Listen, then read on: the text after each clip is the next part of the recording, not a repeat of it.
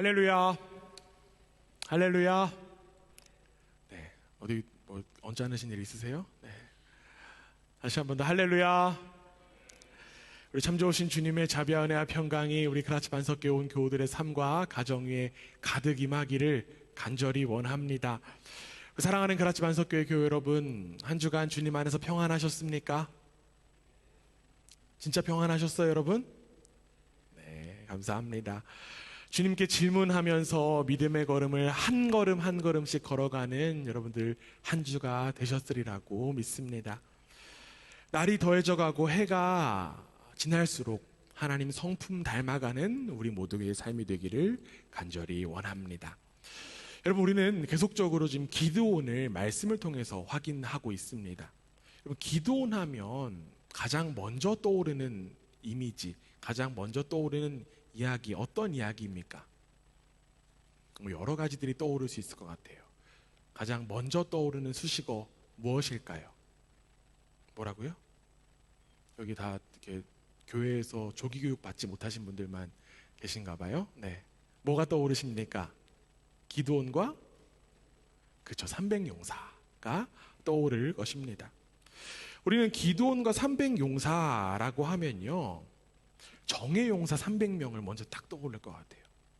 오래전에 개봉한 영화였습니다. 영화 300에 그 영화가 흥행해서인지 뭐 아닌지는 모르지만 뭔가 그 용사라고 하는 표현을 통해서 그들의 모습처럼 되게 늠름하고 담대한 모습이 느껴지기도 합니다. 그런데 여러분, 굉장히 흥미롭게도요, 오늘 우리가 함께 읽은 성경 본문에 살펴보면요, 기드온과 함께 싸운 이 300명의 사람들, 용사라고 설명한 표현은 어느 한 군데 찾아볼 수도 없습니다. 단지 그들은요, 300명의 사람들일 뿐입니다. 조금 더 직접적으로 표현하면요, 그들은 단지 300명의 그냥 저냥 어중이 떠중의 사람들이라고 하는 거예요. 그렇다면 도대체 왜 우리는 어릴 적부터, 예전부터 기드온과 300용사를 이 관용어처럼 기억하고 있을까요? 도대체 우리는 왜 이 기드온과 300용사, 이 성경을 왜 오해하고 또 오용하고 있었던 것일까요? 우리의 오해를 풀기 위해서 우리는 이 미디안과의 전투, 이스라엘이 지금 미디안의 핍박을 당하고 있었고 미디안과 전투를 치르는 이 배경을 다시 한 번 더 살펴볼 필요가 있습니다. 우리가 계속적으로 살펴보고 있듯이 이스라엘이 지금 누구로부터 핍박을 받습니까? 미디안으로부터 핍박을 받아요. 그렇죠? 성경은 그 상황을 이렇게 기록하고 있습니다. 오늘 우리가 읽은 바로 앞장 사사기 6장 5절에 이렇게 되어 있습니다. 우리 함께 읽습니다. 시작. 이는 그들이 그들의 짐승과 장막을 가지고 올라와 메뚜기 떼 같이 많이 들어오니 그 사람과 낙타가 무수함이라 그들이 그 땅에 들어와 멸하려 하니. 미디안 사람들이 이스라엘 사람들을 괴롭히고 그들의 재산을 빼앗았어요. 그런데 성경은 지금 미디안의 숫자가 얼마나 많았다고 지금 이야기하고 있습니까? 얼마인지는 정확하게 이야기는 하지 않지만 어떻게? 메뚜기 떼 정도만큼 많았다라고 이야기하고 있습니다. 이에 이스라엘은요, 하나님께 울부짖었어요. 하나님 살려주세요. 하나님 도와주세요. 미디안의 숫자가 메뚜기 떼처럼 많으니까 도저히 그들을 이길 수 없습니다. 하나님, 우리 좀 살려주세요. 이는 마치 우리 여자 사사라래요. 여자 사사 누구죠? 드보라 때에 가나안의 그 야빈 왕 철병거 900대를 향해서 울부짖는 이 이스라엘의 모습과 비슷함을 여기서 확인할 수 있습니다. 이스라엘 백성들은요, 그때에도 철병거만을 바라보면서 철병거 때문에 자신들이 괴롭힘 받는 거다라고만 여겼습니다. 마찬가지예요. 지금 이스라엘도요, 미디안의 숫자에만 집착하고 있는 것입니다. 오늘 본문에 나오지 않지만 다음 장인 8장 10절에 따르면요, 미디안의 군대의 숫자가 나옵니다. 한번 여러분 성경 있으신 분들 한번 찾아보셨으면 좋겠습니다. 미디안의 군사의 숫자가 몇 명일까요? 퀴즈. 네. 8장 10절. 네. 몇 명으로 나옵니까? 더하기 잘 하셔야 돼요. 여기서 네. 몇 명입니까? 그쵸, 13만 5천 명입니다. 여기 셈을 아주 잘하시는 분들이 계셔서 너무 감사합니다. 네. 이 13만 5천 명의 군대를 이기려면 가장 먼저 떠오르는 방법이 무엇입니까? 13만 5천 명보다 더 많은 숫자가 있으면 돼요. 한 14만 명 정도 있으면 13만 5천 명 이겨 싸울 수 있습니다. 이것이 바로 고대의 싸움이었어요. 그런데 여러분, 이 13만 5천 명이라고 하는 미디안 군대와 싸우려고 모인 이스라엘 백성들의 숫자는 몇 명입니까? 구체적으로 몇 명이다라는 숫자는 나오지 않지만 우리는 말씀을 통해서 몇 명이다라고 하는 것을 유추해 볼 수 있어요. 사사기 7장 3절 한번 보세요. 사사기 7장 3절 하반절 이렇게 되어 있어요. 이에 돌아간 백성이 2만 2천 명이요 남은 자가 10,000명이었더라. 돌아간 사람이 2만 2천 명이고요 남은 사람이 10,000명이라고 합니다. 그러면 여기서 퀴즈, 몇 명이었다는 얘기일까요? 처음에는 몇 명이요? 그렇죠, 3만 2천 명이요. 3만 2천 명 숫자가 많아요. 많은 숫자예요. 그러나 13만 5천 명이랑 싸우기에는 너무너무 부족한 숫자입니다. 그런데 여러분, 이 말도 안 되는 그러한 어떻게 보면 상황 속에서 하나님은 조금 이상한 말씀을 건네십니다. 사사기 7장 2절에 이렇게 되어 있어요. 함께 했습니다. 시작. 여호와께서 기드온에게 이르시되 너를 따르는 백성이 너무 많은즉 내가 그들의 손에 미디안 사람을 넘겨주지 아니하리니 이는 이스라엘이 나를 거슬러 스스로 자랑하기를 내 손이 나를 구원하였다 할까 함이니라. 아멘. 하나님이 지금 기드온을 통해서 이스라엘에게 뭐라고 말씀하십니까? 이스라엘의 숫자가 어떻다고요? 너무 많다고요. 하나님은 규모가 큰 군대의 위협을 더 큰 군대의 규모로 이기는 것 원치 않으셨습니다. 왜 그러셨을까요? 왜 하나님은 그 사람들이 너무 많다라고 이야기하셨을까요? 그 이유에 대해서도요, 지금 읽은 우리 본문에서 그 이유를 하나님은 친절하게 설명해 주십니다. 구원의 원인이 하나님이 아니라 누구의 힘? 자신들의 힘이라고 착각할 수 있기 때문에 그렇다라고 하는 거예요. 하나님은 기드온과 함께하는 사람들의 숫자를 줄이기를 원하셨습니다. 이에 13만이 아니에요. 3만 2천 명 가운데 두려워 떠는 사람 몇 명이 떠나갔습니까? 아까 계산했듯이 2만 2천 명이 떠나갔어요. 그렇다면 몇 명 남았습니까? 몇 명 남았습니까, 여러분? 너무 쉬워서 대답을 안 하시나 봐요. 그렇죠? 네. 10,000명 남았어요. 단순하게 한번 계산해 보시기 바랍니다. 10,000명이 있고요. 여기 13만 5천 명이 있습니다.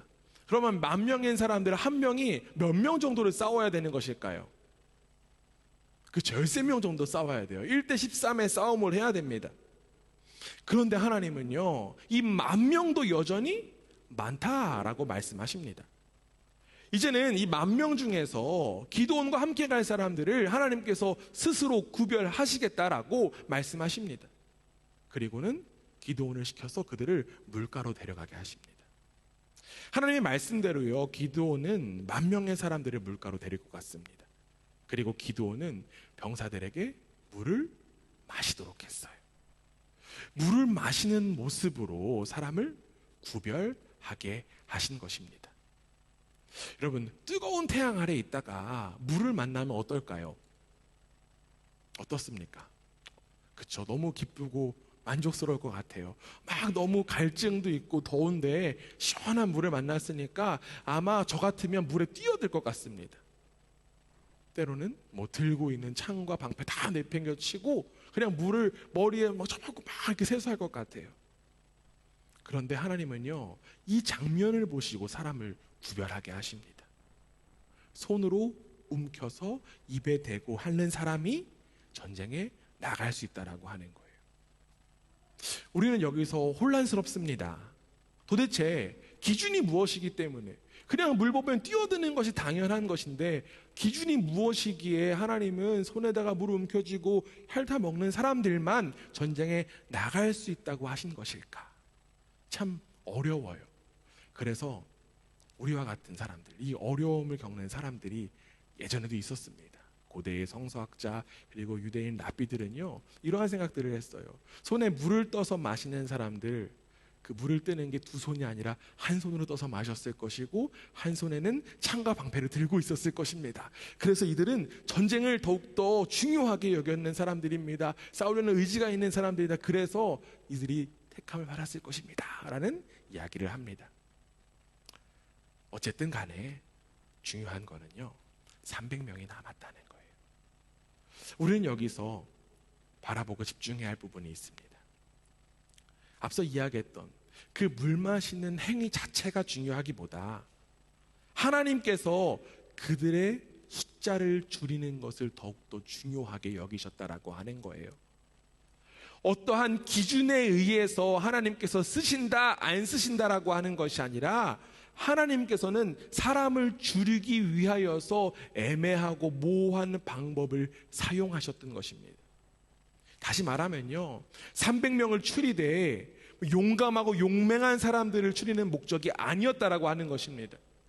오히려 이후에 자신들의 힘으로 전쟁에서 승리했다고 말할 수 없는 사람들을 추리는 것이 바로 하나님의 목적이었습니다. 물을 마시는 방식은요, 단지 하나님께서 숫자를 줄이시기 위한 방법, 수단으로 사용된 거예요.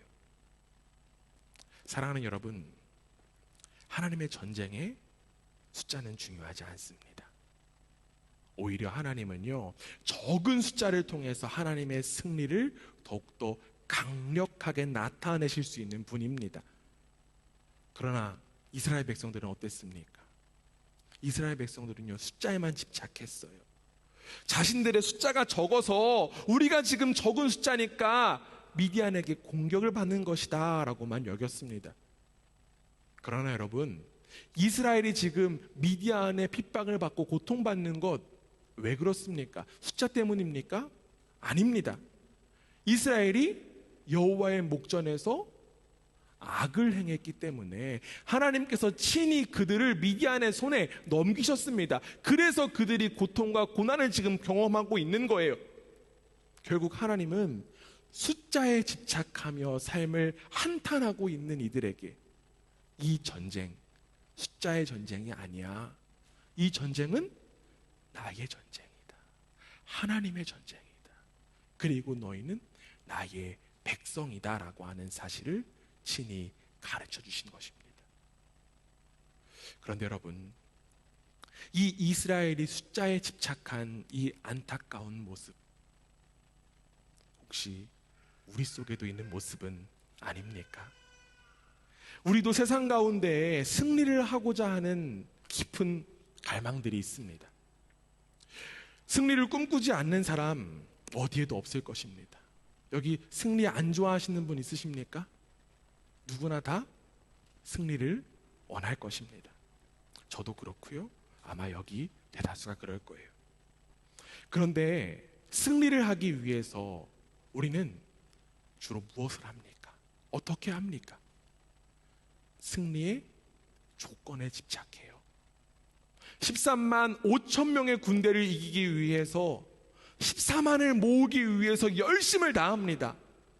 또한 13만 5천 명의 군대와 싸우기 위해서 힘과 능력을 키웁니다. 그 노력 귀해요. 너무 소중합니다. 그러나 그 속에 하나님 어디에 있습니까? 안타깝게도 이와 같은 승리를 향한 노력, 교회에도 만연한 것 같습니다. 숫자에 집착한 나머지 기드온과 300용사라고 하는 표현을 오용하고 남용하고 있기 때문에 그렇습니다. 흔히 이 기드온과 300용사를 두고요, 300명을 3,000명, 3만 명의 교인으로 늘리기 위한 종자 모임의 수로 이야기하곤 합니다. 예를 들어서 기드온의 그 300용사처럼 우리는 기도의 300용사가 모여서 교회를 위해서, 부흥을 위해서 기도하면 교인이 10배, 100배 많아질 것이다 라는 이야기들 해요.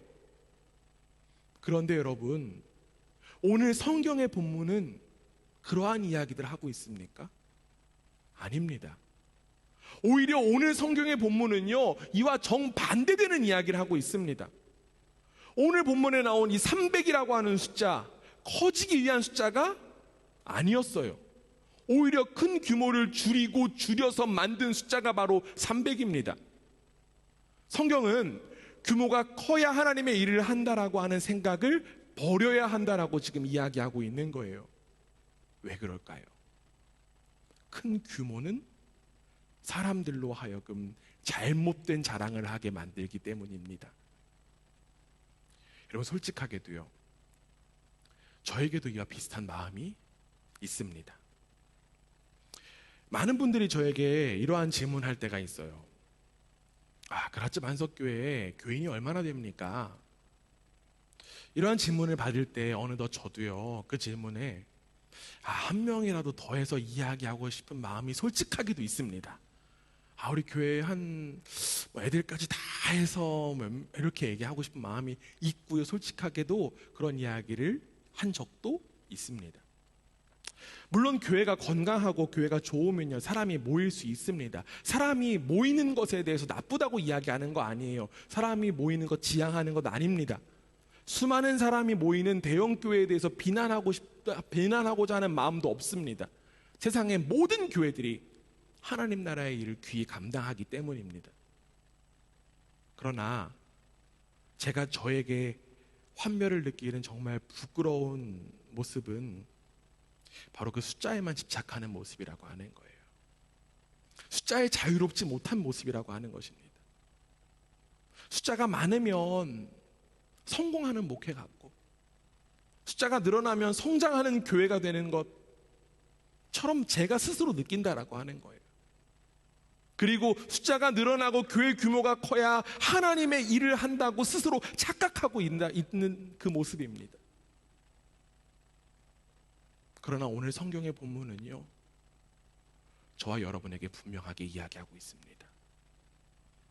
규모가 커야 하나님의 일을 한다는 생각을 버려야 한다는 것입니다. 제가 요즘 많이 이제 읽고 또 인용하는 박영호 목사님의 시대를 읽다 성경을 살다라고 하는 책에는 이러한 문장이 있어요. 성경에 사회에서 인정받으면 하나님도 기뻐하실 것이다라고 하는 말씀은 없습니다. 다시 한번 해볼게요. 성경에 사회에서 인정받으면 하나님도 기뻐하실 것이다라고 하는 말씀은 없습니다. 여러분, 오히려 예수님은 이러한 말씀하셨어요. 마태복음 25장 40절인데요. 함께 읽어봅니다. 시작. 임금이 대답하여 이르시되 내가 진실로 너희에게 이르노니 너희가 여기 내 형제 중에 지극히 작은 자 하나에게 한 것이 곧 내게 한 것이니라 하시고. 아멘. 예수님이 지금 뭐라고 말씀하십니까? 지극히 작은 자 하나에게 어떻게 했는지에 대한 기준으로 우리의 삶을 바라보시고 평가하신다라고 말씀하셨습니다. 사랑하는 여러분, 저는 우리 그라츠 반석교회가 지극히 작은 한 사람에게 집중하고 지극히 작은 한 사람을 사랑하는 교회가 되기를 간절히 소망합니다. 하나님의 일은요, 크고 웅장한 곳에서 나타나는 것 아닙니다. 오늘 본문 속에서도 확인할 수 있듯이 하나님은 아주 평범하고 아주 흔한 그 평범한 자리에서 하나님의 역사를 나타내십니다. 숫자에 집착하는 교회가 아니라 생명과 구원에 집중하는 교회가 되기를 원합니다. 하나님의 강함은 우리의 약함을 통해서 나타날 줄 믿습니다. 우리의 연약함을 통해 하나님의 놀라운 승리를 이 세상 가운데 나타내는 우리 그라츠 반석교회가 되기를 주님의 이름으로 축원합니다. 여러분, 300명의 그 군대 300명으로 줄인 이 기드온의 사람들, 그들의 손에 든 것은 무엇이었을까요? 이제 그들은 무엇을 가지고 미디안과 전투를 했을까요? 말씀 확인해 볼게요. 7장 16절입니다. 사사기 7장 16절 함께 했습니다. 시작. 300명을 세대로 나누어 각 손에 나팔과 빈 항아리를 들리고 항아리 안에는 횃불을 감추게 하고. 이스라엘의 손에 무엇이 있었습니까? 빈 항아리가 있었고요, 그 항아리 안에는 횃불이 있었습니다. 그리고 나팔이 있었어요. 여러분, 전쟁에서 승리하려면 무엇이 있어야 됩니까? 뭐가 있어야 될까요? 칼이 있어야 돼요. 칼과 같은 강력한 무기가 있어야지 전쟁에서 이길 수 있습니다. 그런데 이스라엘의 손에 칼은 필요가 없습니다. 그래도 그들은 승리할 수 있어요. 왜 그럴까요? 이 전쟁은 하나님께서 하시는 전쟁이기 때문입니다. 그런데 안타깝게도 많은 이들은 이 주님의 전쟁, 주님의 승리를 바라보지 못합니다. 눈앞에 놓여있는 현실과 상황에 빠져서 어떻게 해야 내가 승리할까에만 집중해요. 어떻게 하든지 간에 내가 경쟁에서 이겨볼까에만 집착합니다. 그러다 보니까 내 상황을 돌아보면 어떻습니까? 내가 가지고 있는 조건들이 너무나도 허접하게 보입니다. 형편없어 보여요. 승리할 수 있는 요소가 없다고 생각하니까 어떻습니까? 불안해요. 두려운 거예요. 사랑하는 여러분, 하나님의 전쟁의 승리는 하나님만 하실 수 있습니다. 하나님의 전쟁에는요, 숫자도 필요 없고요, 무기도 필요 없고요, 상관없습니다. 가장 중요한 것은요, 이 전쟁이 하나님의 전쟁이냐 아니냐는 것입니다. 하나님께서 주인이신 전쟁은 하나님께서 승리하실 수밖에 없습니다. 맞습니까, 여러분? 하나님께서 주인이신 이 전쟁은 하나님께서 승리하실 수밖에 없어요. 결국 우리의 전쟁, 나만을 위한 전쟁이 아니라, 나를 위한 전쟁이 아니라 하나님의 전쟁이 된다는 것입니다. 예수님은요, 제자들을 향해서 이렇게 말씀하셨습니다. 요한복음 16장 33절 이렇게 되어 있습니다. 이것을 너희에게 이르는 것은 너희로 내 안에서 평안을 누리게 하려 함이라. 세상에서는 너희가 환난을 당하나 담대하라. 내가 세상을 이겼노라. 할렐루야. 예수님께서 제자들을 향해서 담대하라. 내가 세상을 이기었노라 라고 말씀하셨습니다. 예수님께서 이미 세상을 이기셨으니까 제자들이 환난 속에서도 담대해야 된다라고 하는 거예요. 예수님께서는 이 세상의 가장 큰 권세인 죄와 사망의 권세를 이기신 분이십니다. 우리는 예수님의 승리로 말미암아 승리의 삶을 살아갈 수 있는 자격이 주어진 이들이에요. 내가 싸우는 것이 아니라 이미 승리하신 예수님으로 인하여서 우리는 승리를 누리기만 하면 됩니다. 주님의 승리, 나의 승리이기 때문에 그렇죠.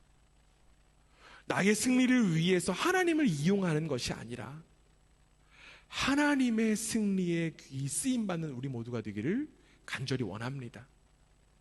내가 하는 전쟁이니까 숫자와 능력에만 집착하는 거예요. 우리의 삶의 주인이 온전히 하나님이실 때 우리는 하나님의 승리를 누릴 수 있습니다.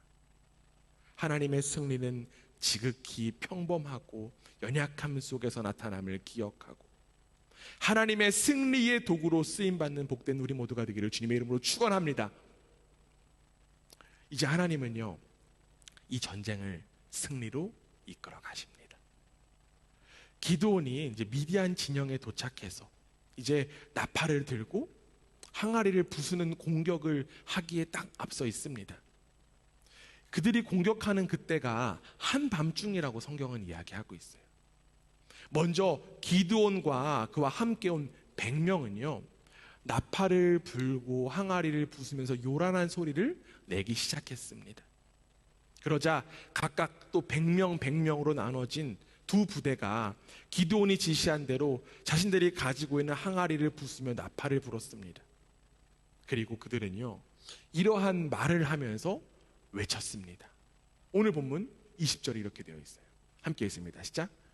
세대가 나팔을 불며 항아리를 부수고 왼손에 횃불을 들고 오른손에 나팔을 들어 불며 외쳐 이르되 여호와와 기드온의 칼이다 하고.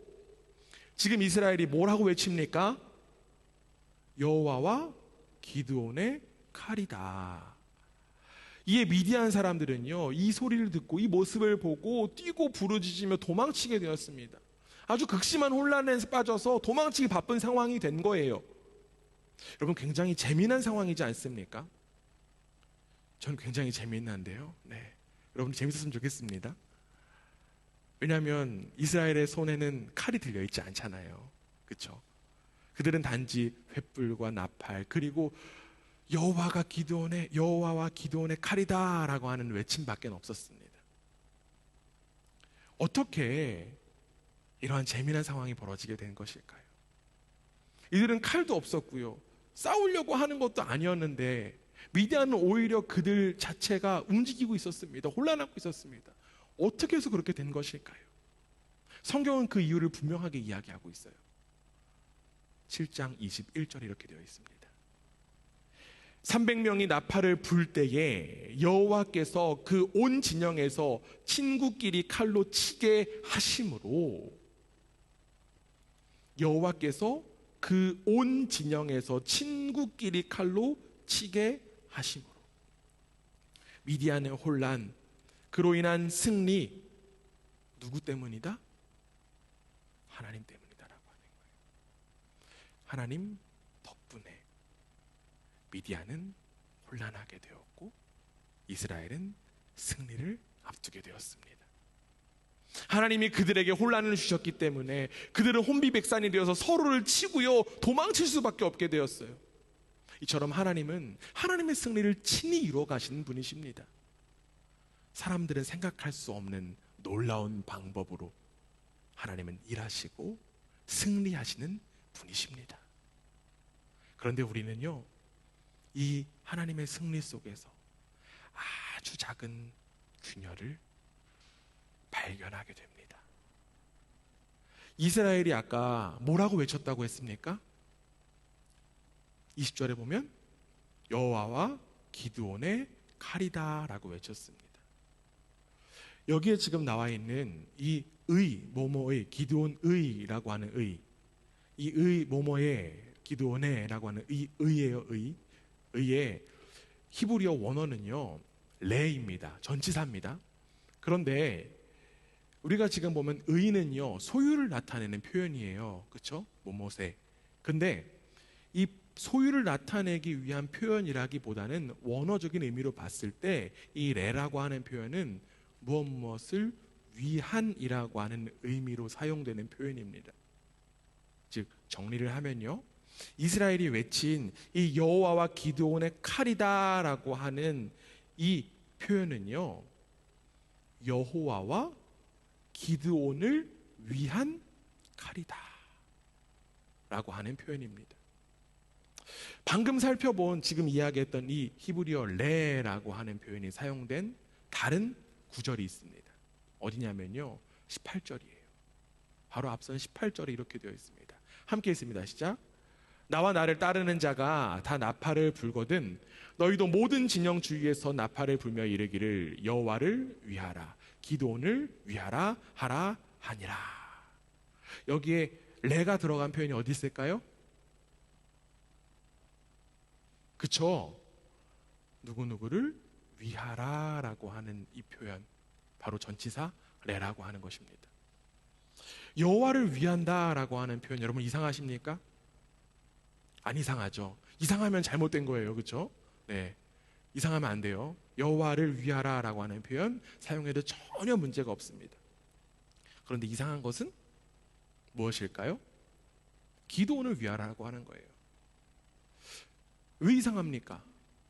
이 전쟁은 누구의 전쟁이다? 하나님의 전쟁이에요. 기드온의 전쟁이 아닙니다. 그런데 지금 이스라엘은요, 이 전쟁의 주인이 두 명이다라고 지금 이야기하고 있는 거예요. 하나님을 위하고 기드온을 위한다.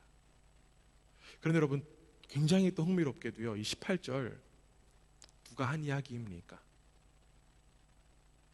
누가 한 이야기일까요? 맞아요. 기드온이 한 이야기입니다.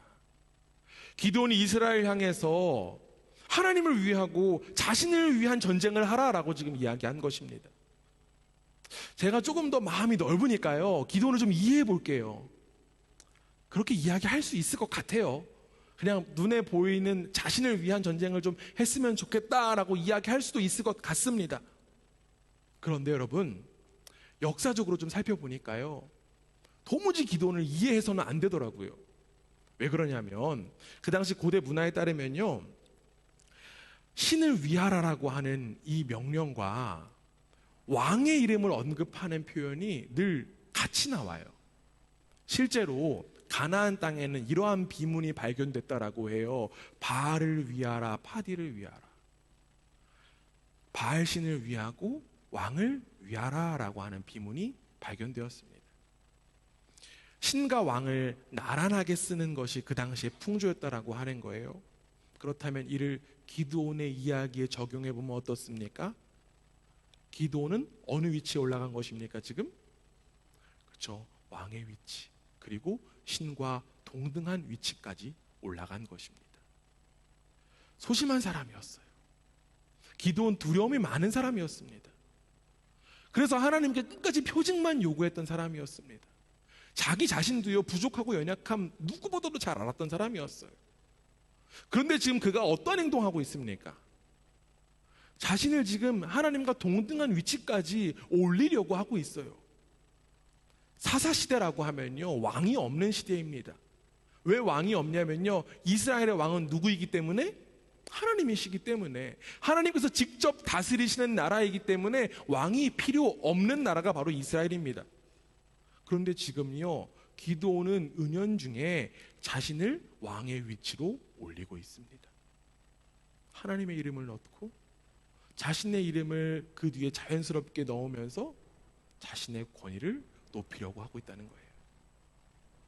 여러분, 실제로 이후에 어떤 일이 벌어지게 될까요?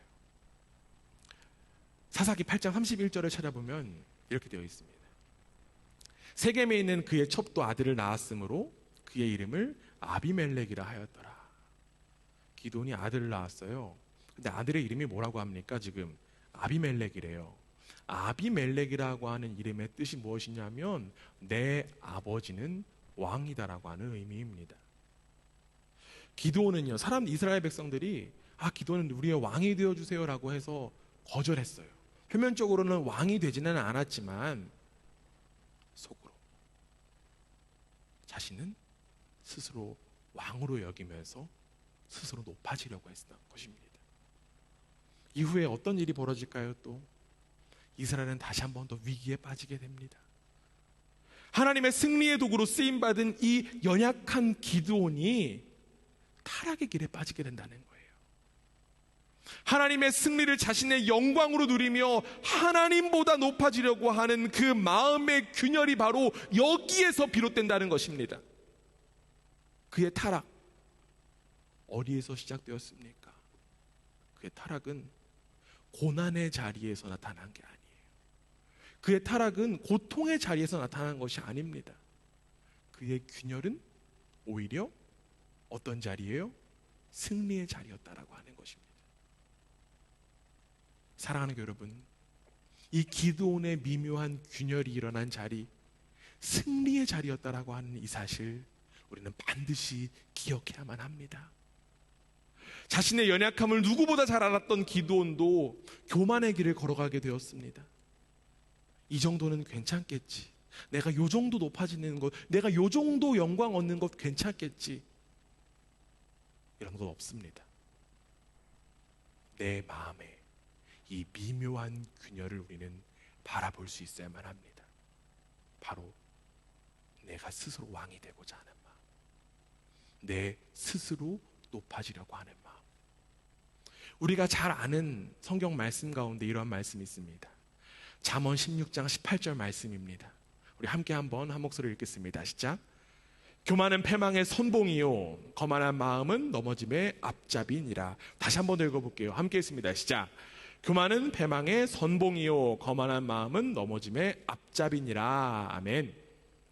교만과 거만은 패망의 지름길이 된다는 거예요. 여기서 우리는 다시 한 번 더 승리의 비결을 확인해야만 합니다. 떠올릴 수 있어야만 해요. 하나님의 승리는요, 평범한 이들, 연약한 이들, 낮아진 이들을 통해서 나타나십니다. 인생에 위기가 없고, 인생이 평탄하고, 인생이 평안하다라고 여기시는 분들 혹시 계십니까? 그 모든 것, 하나님께서 허락하신 것임을 바라보고 그 자리에서 더욱더 겸손히 엎드리는 우리 모두가 되기를 간절히 원합니다. 사사기에서 반복된 구조가 무엇일까요? 이스라엘 백성들이요, 하나님의 목전에서 악을 행해요. 그리고 이스라엘은 다른 민족에 의해서 고통을 받습니다. 그리고 하나님은 사사를 택하셔서 세우시고 이 사사를 통해서 이스라엘의 구원을 허락하시고요, 이스라엘은 다시금 평온을 찾습니다. 그런데 그 평온이 끝나고 다시 이스라엘은 여호와의 목전에 악을 행합니다. 평온 뒤에 악이 찾아왔어요. 이스라엘은 그 평온을 너무나도 당연하게 여겼기 때문입니다. 내가 지금 있는 자리 속에서 누리는 평안, 이 평온이 당연한 것이 아님을 바라보는 우리 모두가 되기를 간절히 원합니다. 영광의 자리, 섬김의 자리, 높은 자리에 앉기를 탐하고 주위 사람들로부터 대접받는 것들 즐겨 한다면 우리도 지금 미묘한 균열이 일어나고 있다는 사실을 우리는 진단할 수 있어야 돼요. 내가 높아지려고 하는 그 작은 균열을 바라보고 이제는 돌이켜서 우리의 생명의 근원이신 예수님처럼, 예수님 닮아 낮고 낮은 모습으로 살아가는 우리 모두가 되기를 주님의 이름으로 간절히 부탁드립니다. 모두가 높아지려고 하는 이 세상의 풍조 속에 하나님의 살아계심과 하나님의 승리를 나타내는 이들이 바로 낮고 낮은 자리에 있는 이들임을 기억하고 생명의 길 걸어가는 복된 가라스 반석교회 되기를 주님의 이름으로 축원합니다. 아멘.